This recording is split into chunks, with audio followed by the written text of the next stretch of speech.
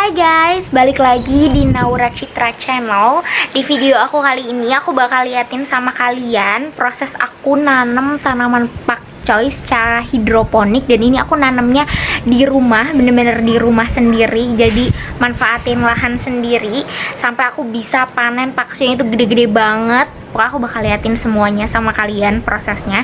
Ini sebenarnya juga jadi salah satu syarat aku supaya bisa lulus magang sih, karena kan ini pandemi ya, kondisinya pandemi COVID-19.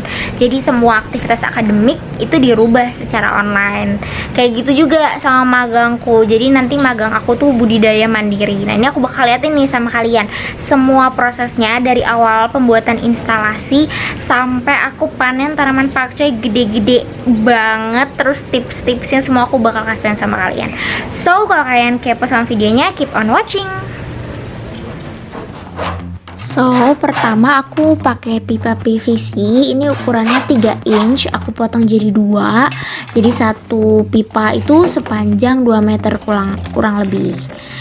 Nah, setelah dipotong pipanya itu kalian bisa kasih jarak tanam, guys. Kalau aku di sini kurang lebih jarak tanamnya 15 cm. Jadi aku bisa dapat 10 lubang tanam. Ini aku bolongin dulu pakai pemanas supaya nanti dibornya bisa lebih gampang. Next, yang udah tadi kita tandain terus dibolongin satu persatu. Ini kalau misalnya kalian nggak bisa ngebor, bisa minta tolong laki-laki ya guys, karena lumayan bahaya sini pakai alat-alat bor gini.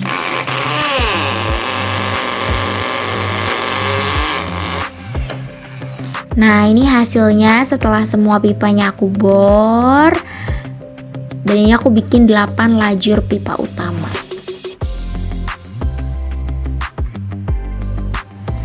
Oke, next, ini aku ngerjain instalasi. Instalasinya itu dari baja. Kalian sebenarnya bisa nggak pakai baja juga guys. Jadi kalian bisa pakai kayu. Ini sebenarnya untuk penyanggah pipa yang tadi udah kita bolongin itu. Kalian bisa pakai pipa juga untuk nyangganya. Bisa pakai kayu ataupun bisa pakai baja kalau mau instalasinya lebih awet. Ini aku minta bantuan juga sama orang yang udah profesional di tempat les. Jadi aku tinggal ngasih desain dan ukuran yang sesuai aku mau, terus dikerjain deh sama orang yang udah profesional.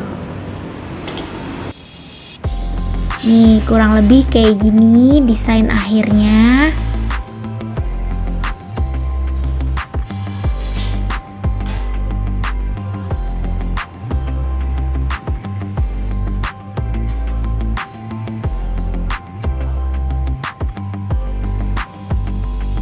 Ini proses pengecatan, jadi aku mintanya instalasinya dibikin warna putih.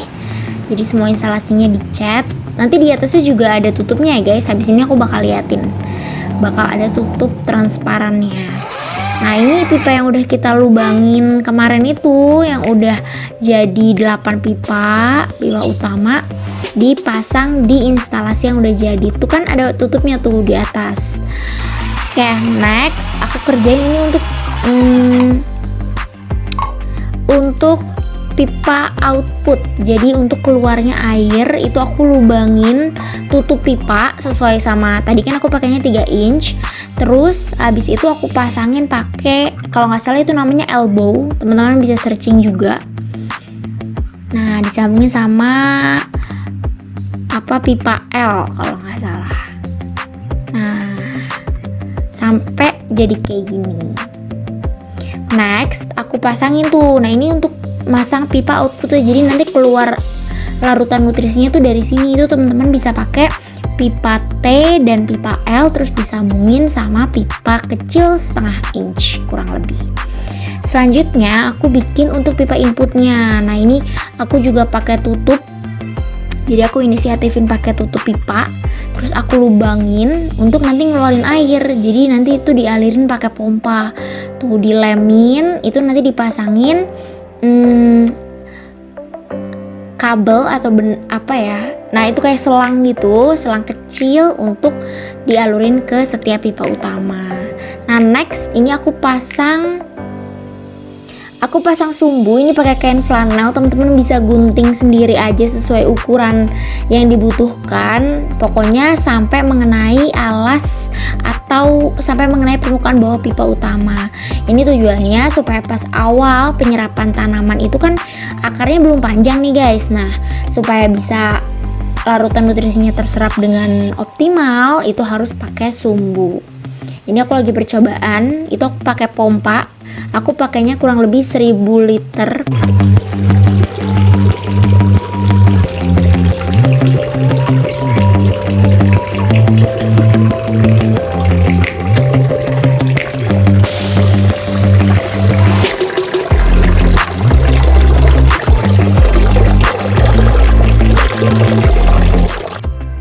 Next aku buat mol, kebetulan aku magangnya salah satunya pakai mol nih. Ini aku pakai air tajin, air gula sama pepaya.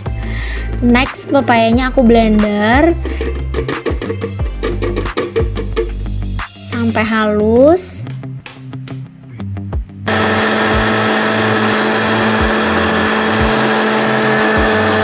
Habis itu aku tuangin ke dalam botol. Ukurannya harus kurang lebih sama ya, antara air gula, air tajin sama halusan dari pepayanya itu. Jadi nggak semua tanaman pakcoy aku guys nanti aku kasih mol ini atau mikroorganisme lokal. Jadi ada setengah tanaman yang aku kasih, setengahnya lagi enggak. Ini juga untuk percobaan mana pertumbuhan yang lebih baik. Terus aku campurin, aku taruh di tempat yang tidak terkena sinar matahari langsung. Nanti bakal jadi kurang lebih 3-4 hari sampai baunya seperti bau tape segar.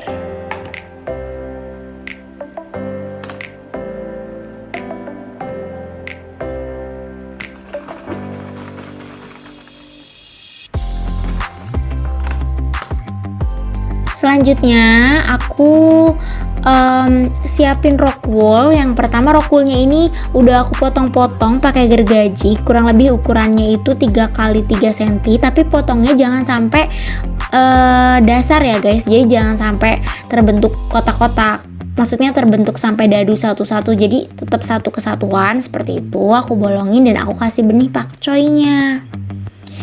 Nah jadi kalau diangkat tuh nggak jatuh semua.